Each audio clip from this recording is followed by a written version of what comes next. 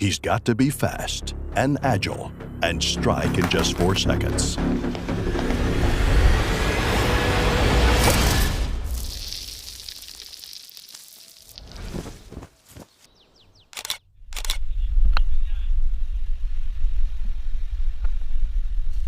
Help me.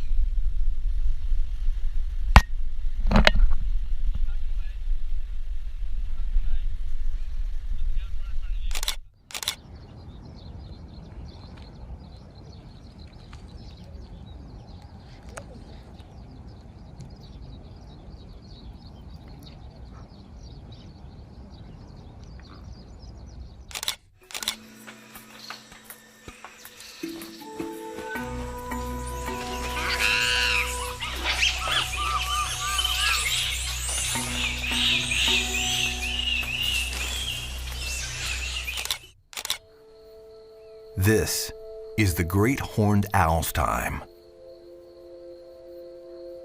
He's one of the largest and most powerful owl species in America.